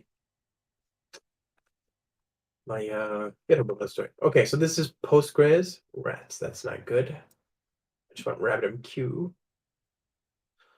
Spring integration. Let's code. And we need to finish off our Let's Code Spring Integration series. I'm not really sure what I want to do next. I think I should maybe we just take stock of all the patterns and make sure we've covered them and call it good.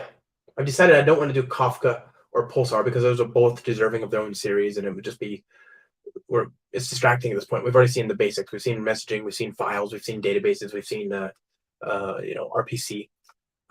Okay, so here we go. The RabbitMQ basics. There's going to be a Docker Compose file, raw. So let's start that string.io. We're going to call this RMQ services, I guess. How'd that work? I guess we just want to like RMQ BC, discovery client, right? RabbitMQ. Yes. Okay. Oh no, I need cloud. Spring Cloud comments.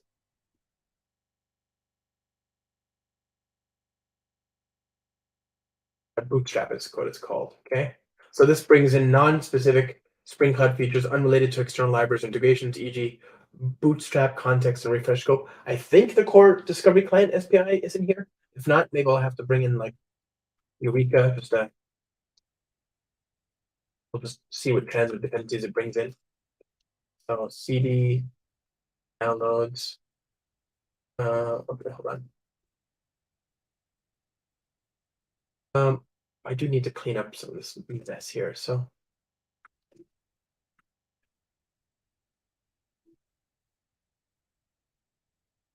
GitHub.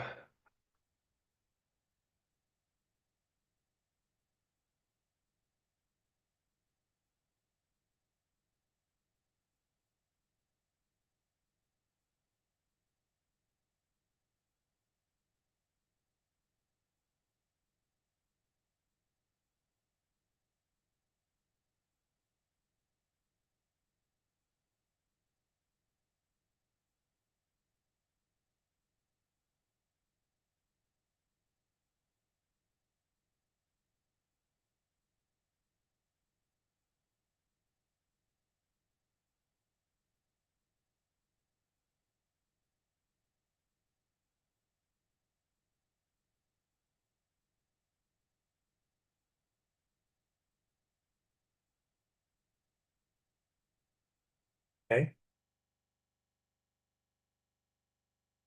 Yeah, good. Uh,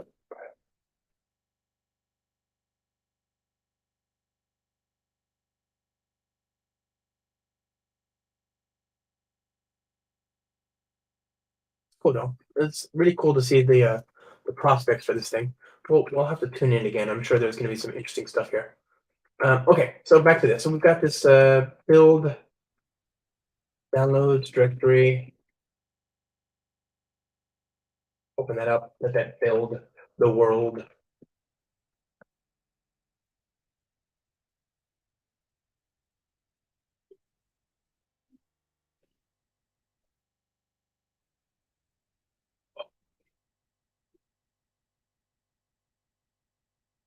Okay, so the job is pretty simple. We're going to connect to a Docker RabbitMQ instance. Docker copy desktop Docker. No, copy this right here into a file here. Docker compose.yaml. There it is. And then Docker compose up. Sure.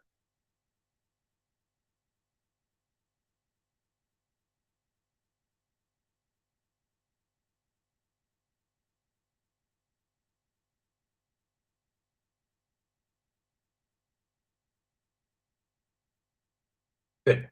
Okay. So what do we want to do? So the idea behind this, let's just internalize this before we start writing code because it's kind of mind bending. Is since RabbitMQ supports multiple producers and multiple consumer queues, exchanges can be utilized as a form of service discovery. Each service knows its name and the names of the services it depends on. Therefore, it only has to publish messages on their exchanges or fail if an exchange doesn't exist and listen for the messages on its queue. So basically, all services would need to have a reference to the same exact RabbitMQ broker, which that's fine. That's not unusual. The same would be true for like Eureka or whatever. And by the way, service registry, when we talk about that, it's like a phone book for your services, right? You give it a name, it gives you a IP and a port. Okay. And we're going to use RabbitMQ as a broker, and you can discover which services are available by enumerating all the different exchanges. And you can even set up a convention here. Now the question then is, okay, how do I make this? So I guess each service that starts up would automatically set up an exchange and a queue from which it listens based on the name of that service. So I guess the first thing is, can that work? And how would that work, right? And in Spring Cloud, well, first of all, let's go to our dependencies here. In Spring Cloud, you have this thing called the discovery client. What is this? Okay. You've got, well, do we need, let's see if this is still required. Do I get a discovery client even when that gone? Discovery client. Looks like it, right? Here's the discovery client interface. So this interface, pretty straightforward. Given a you have, right now we have no implementations of it, but what I propose is that we build our own based on RabbitMQ, right?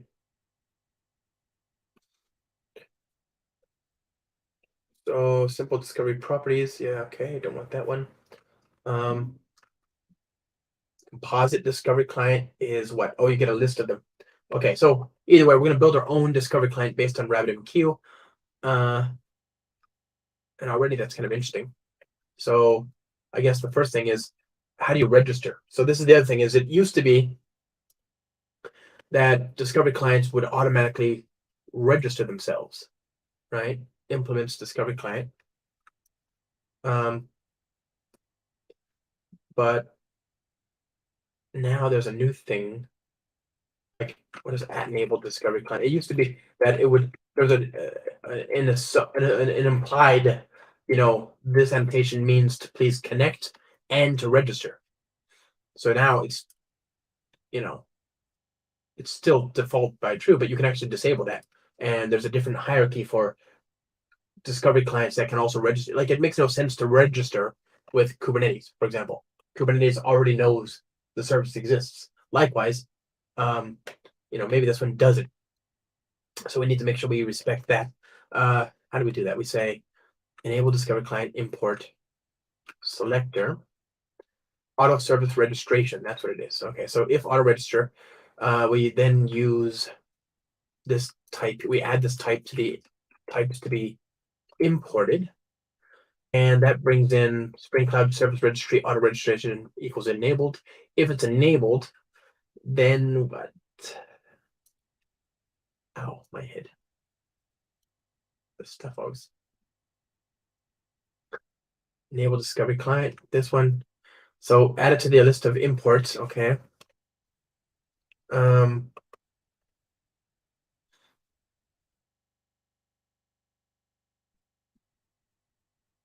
Oh, okay. So maybe we have to care about that. I guess for now we don't care. Like, this will do. So what is this? It's going to bring in this type. This is configuration. Is that just like? Yeah. Like, is that type just so that Spring can discover that the type is there and then activate the auto registration? Like, a lot of times they'll do that. They'll just have a conditional that just registers an object, and the object's presence in the application context is just an empty object after all. But the presence of that type is then used for conditional on bean to then activate something important, right? So it's like a decoupled way of storing properties in the context, right? Because just because this is now true doesn't mean all the other places in the world that need to know it's true will know. They don't want to all have to duplicate that conditional on property. So, you can have all the conditional logic about whether this thing is true or not in one place. The output of that is an object, and then everything else that needs to know about that being true just looks for the presence of that bean, right? So, okay, let's find usage of this. Aha. Yes, so that's exactly what's going on here. So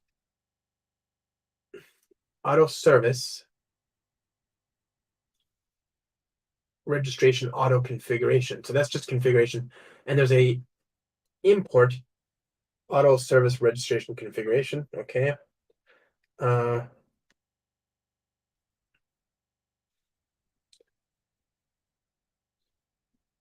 that's not what's going on here. Aha.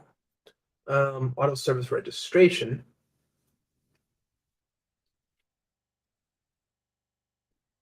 Oh yeah, so it's trying to create this auto service registration bean.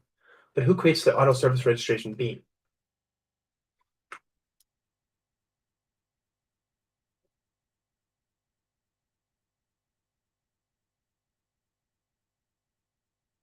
That's this. Oh, okay. Abstract auto service registration. And so who creates this?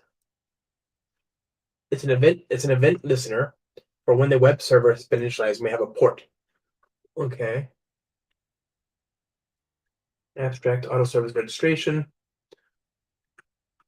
So this is tied to the web, which makes sense because most service registrations are about web services. The hmm, does any of this make sense in the context of RabbitMQ? Hmm. See, it's listening for the web server event, initialized event, and it's getting the port of the current web server, and it's saying, okay, my current this service, I'm registering myself. I am at this port. Here's my hosting port. But obviously, with RabbitMQ, we don't care. The service registration is going to be done in terms of the queue name, the exchange and so on.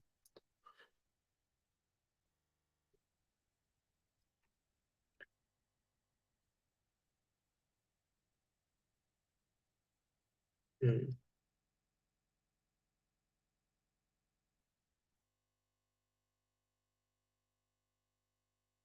Instance registered event. So that's important. We need to be able to pass in. We need to I don't know if we need to make all of this stuff work again for it. So let's just start really small and we'll scale up, I guess. Okay. So configuration, RabbitMQ,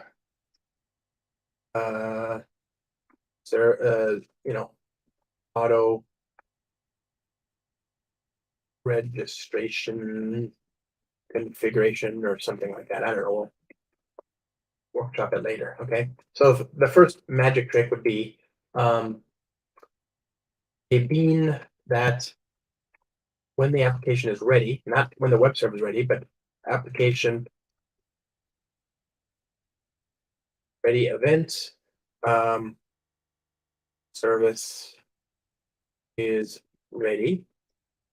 And we want to have a static class RabbitMQ registering application listener implements application listener application ready event.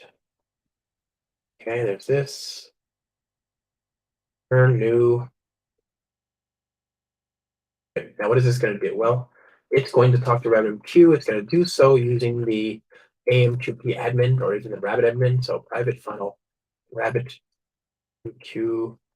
admin, right? We'll inject that into the constructor.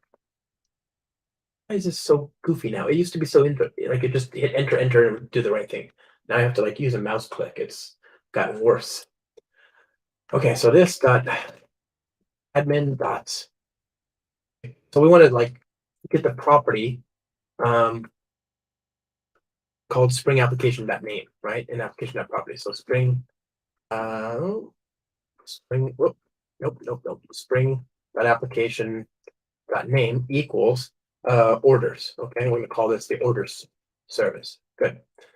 And we want to inject that as well. I guess we could just inject the property proper or the environment. So environment, Spring Framework environment, var SAN equals this dot. I'm going to inject the environment here.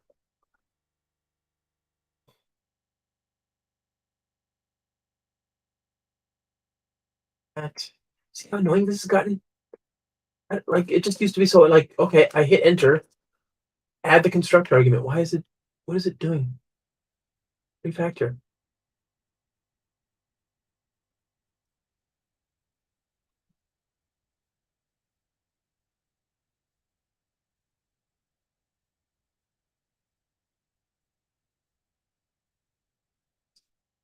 I waited like keyboard navigate out of this either. No, there's not. I have to use my mouse every time.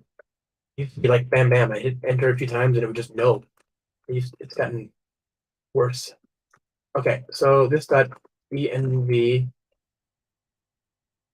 spring that application dot name. Okay, so do we have to check if this dot? I mean, can we check even this dot environment as no get property. Okay, so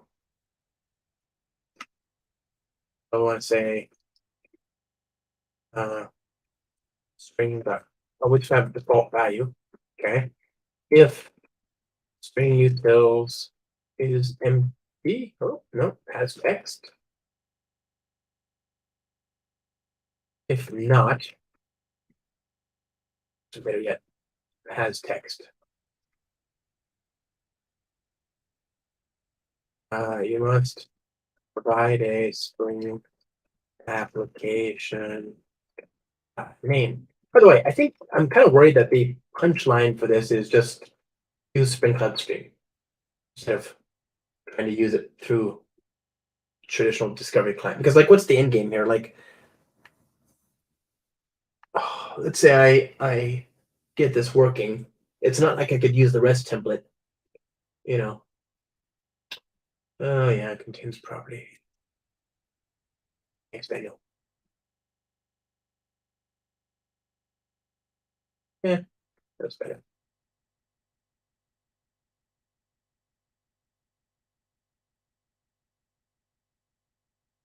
It's not right. It's not like I could use the REST template here, right? It's going to be RabbitMQ messages all along. Um, that might be the better solution, actually. It's just to use Spring Cloud Stream.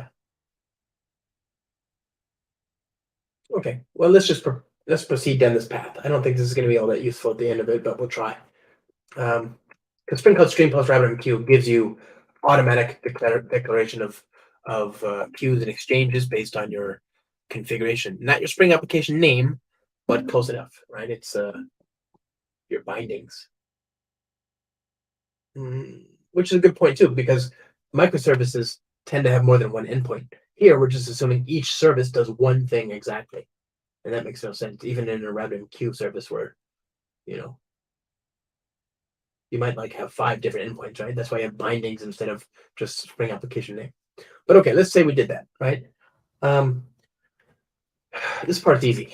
This.admin.declare exchange, declare queue, declare binding, right? So that's pretty straightforward. So given the name of our name, this.environment.get property, spring.application.name. Okay. Uh, application name exists. Actually, more realistically, that could be just that. So good.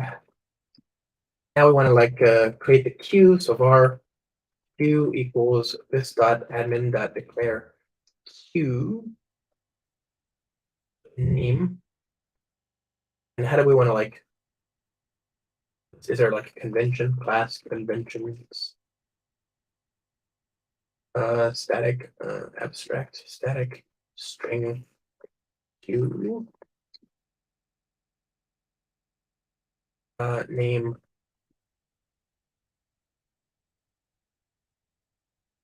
queue. Okay. So conventions queue name. Good. What about the binding? Queue. Fine. Declare queue.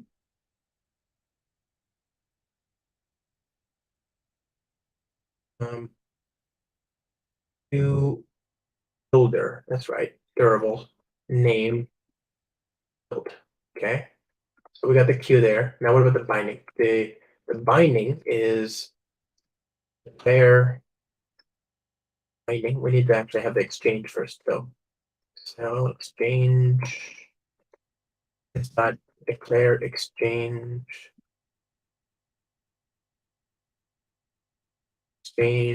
builder. Direct exchange name. And what's the issue?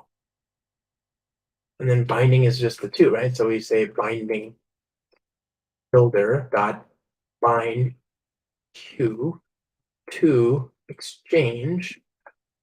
And then what's the problem?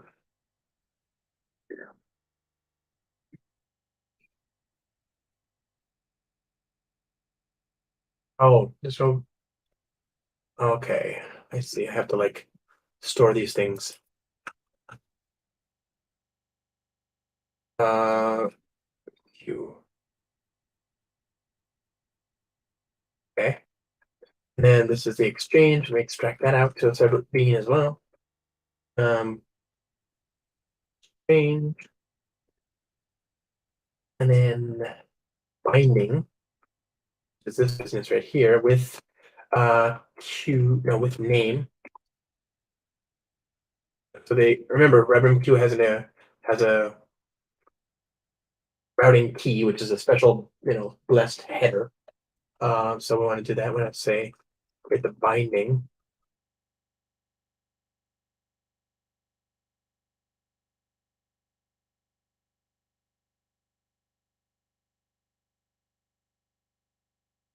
Okay.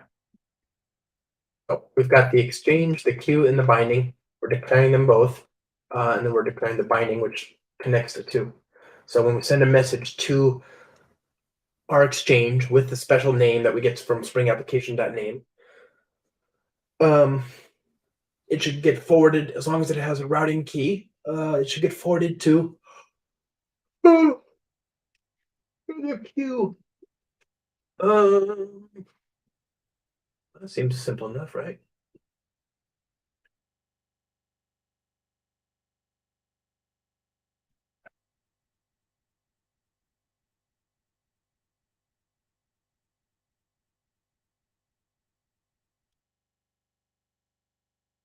My voice is echoing. Why is it echoing? What's the issue with this too? Oh, RabbitMQ admin. And it's admin environment. We'll look at the echoing in a second. Well, I'm just gonna see if this runs. It doesn't compile.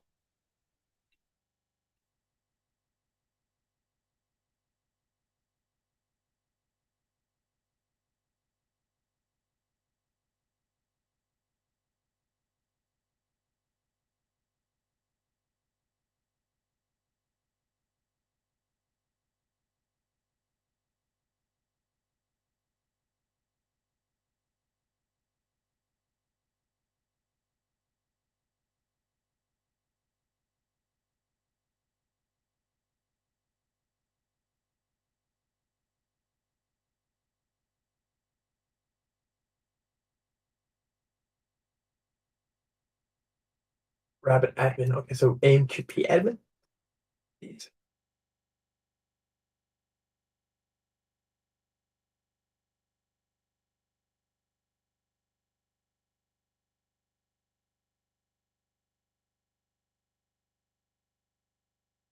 Okay.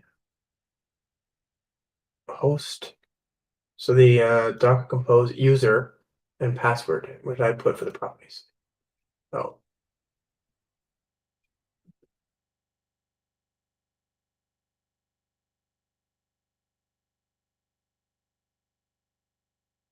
okay. Did that work? Let us find out. Infrastructure, RabbitMQ, user, orders queue. Okay, so the service exists. What about exchange? Orders? Oh, darn. Okay, so close yet so far. So conventions for the queue. What about the exchange? Okay. And then what about the binding? Okay.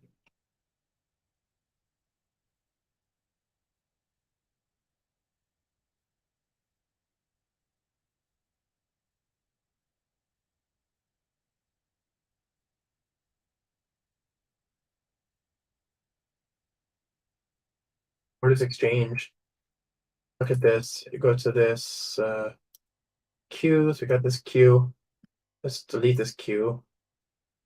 Let's delete the exchanges.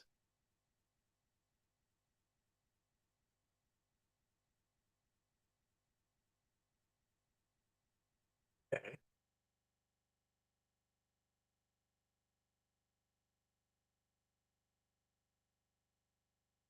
So we restart.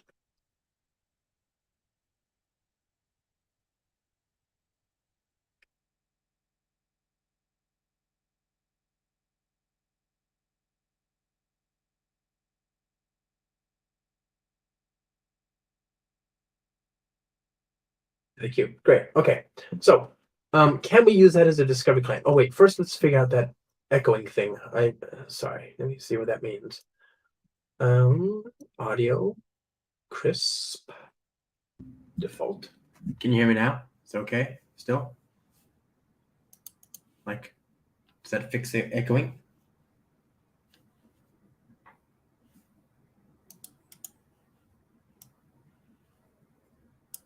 What about that? Does that make the echoing go away? Like, okay. Okay. So, that discovery client, what does that look like for us right now, right? The discovery client is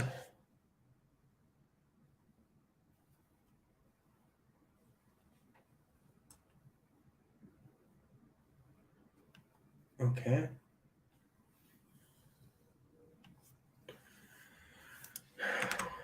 So we've got this. We've got our logic that automatically register a thing based on the property name. What we want to do is have a discovery client here. So class RabbitMQ discovery client implements discovery client. Okay. What does this give us?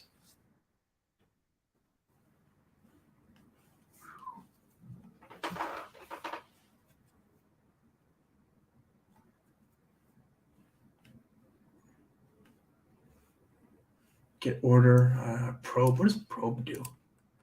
This is new. Let's just not worry about it for now. So how do we think this is going to work? Private final AMQP admin. Yeah. The constructor. RabbitMQ backed discovery client. Implementation. Okay. And here, here we are going to have to, given the service ID, we're supposed to enumerate all the services. Well, of course, we don't know how many services there are, only that there is a service. So it would be either 0 or 1, right? That's useful, because if you can send it to 1, then you can send it to all, because it'll be an exchange. Although, what kind of queue did I do? Did I do a direct, or did I do like a fan out? That might be a different issue. We'll come back to that in a minute. Exchanged, direct exchange goes straight to the queue.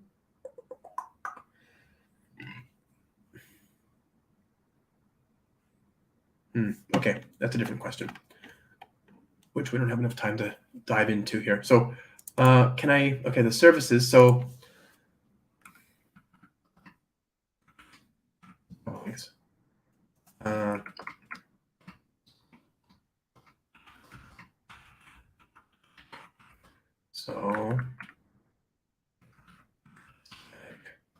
and we take AMQP admin dot get queue properties, enumerate list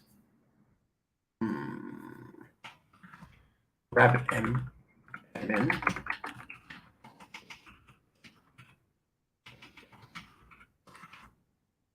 template. We need a connection factory. Suppose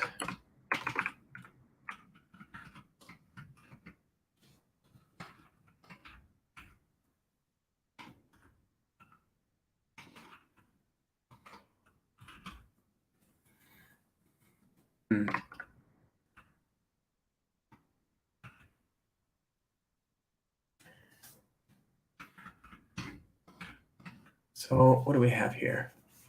BitQ info.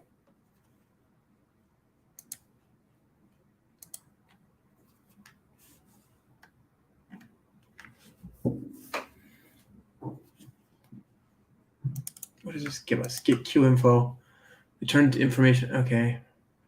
If the queue doesn't exist, then it's null. So that's kind of definitive. So we can look for a instances, I guess. Let's just keep it simple. I need to figure out, first of all, how to enumerate all the different services. Already that's hard. Admin.get queue properties.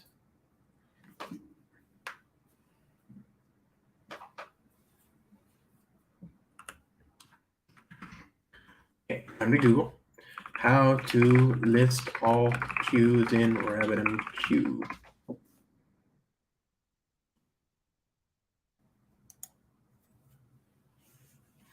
Okay, it's possible to do it with the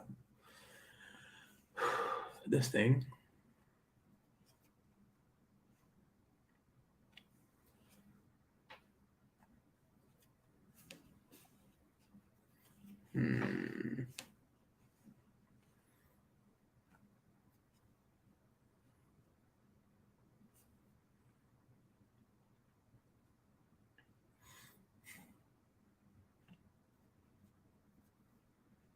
So there's a way to do it with a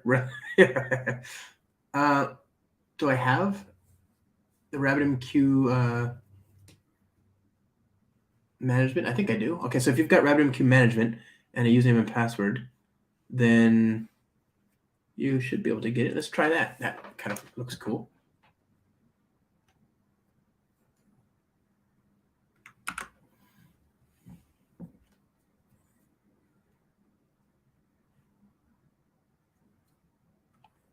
Yeah, that's this thing right here. That's what we just looked at.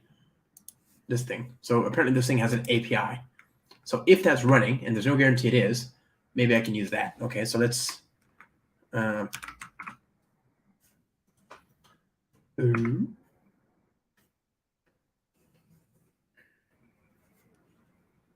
okay. User password requests. So this is just HTTP basic? What, like?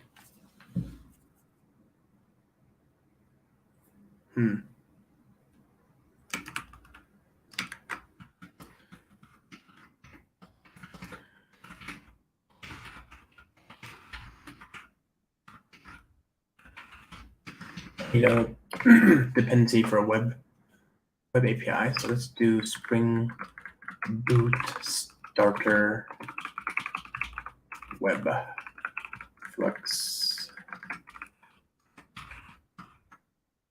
Reload var wc web client dot builder dot build.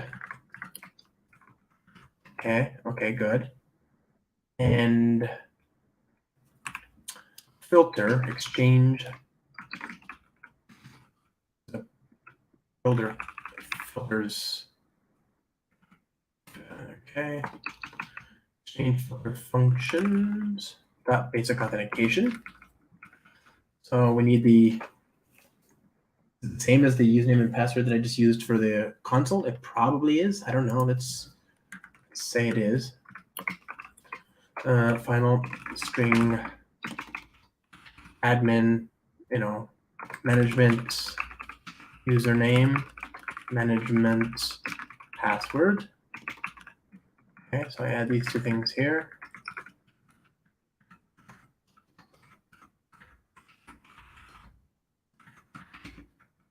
And this dot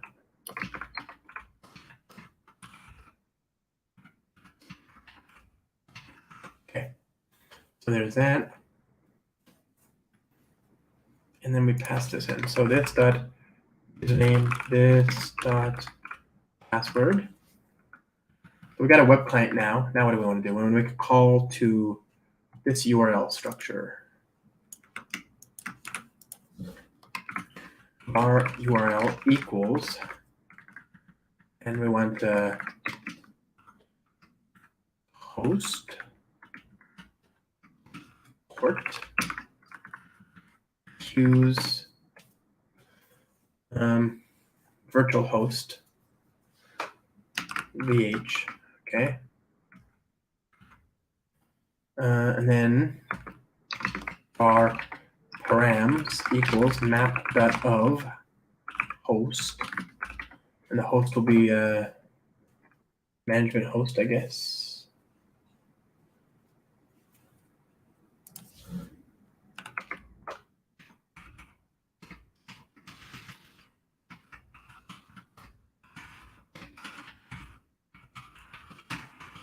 Okay.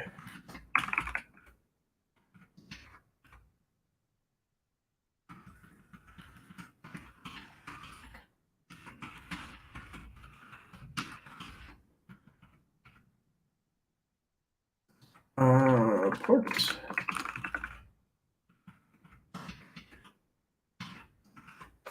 Okay.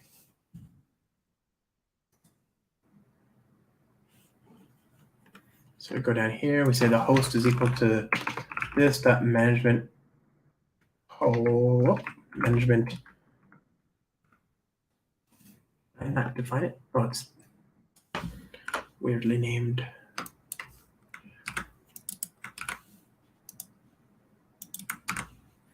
All right. Good. Management host port is equal to this management port. VH is equal to either do we have a vhost? Whatever. For now, let's just assume it's this. And wc.get URI is equal to URL, and we pass in the params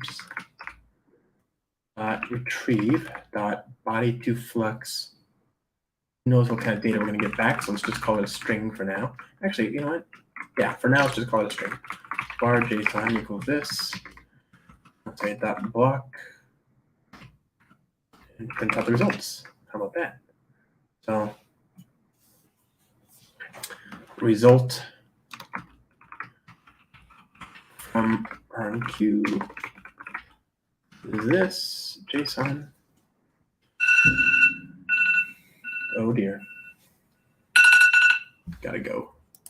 Let's just try it out. I want to try it out. Return list.empty of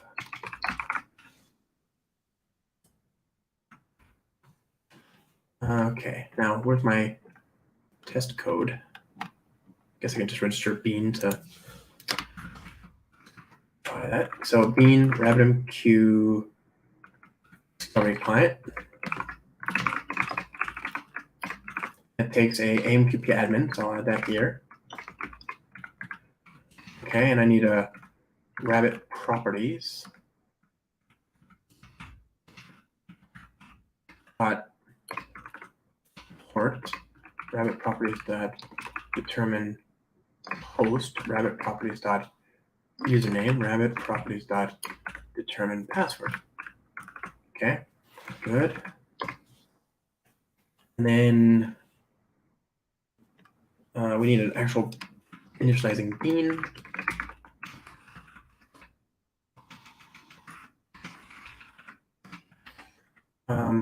Test, whatever. I want the discovery client.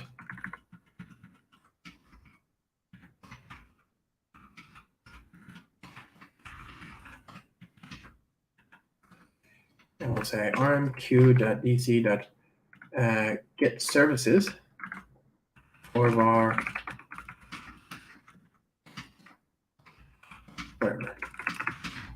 Obviously, this will be nothing for now, but it'll at least call the code, and we should get a result. We can see if that prints out some interesting JSON. Fingers crossed. Oh, because the server shuts down because we start up and then Don't stay up. Is that right?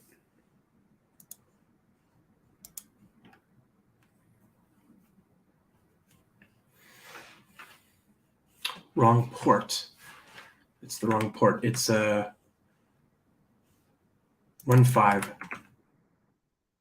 This one. So the port is that for now. Ooh, cool. Well, we got something back. I don't know what it is yet. I'll have to parse it and get out the queues. There you go. Name, orders queue. So that gives us the queues, and then we can use that to populate a list of service IDs, right? And then once we've done that, this is the hard part, right? But once we've done that, then we can call get instances, and that's just going to return a list.of. And it doesn't even need to make a network call, right? This is the only network code that we have to do, because this is only going to be if there is this data in the map, we'll cache the data from this. If there's anything from this call in a map somewhere, then it exists, and therefore we can return a service instance, a single one. If it doesn't exist in the map, then we return 0.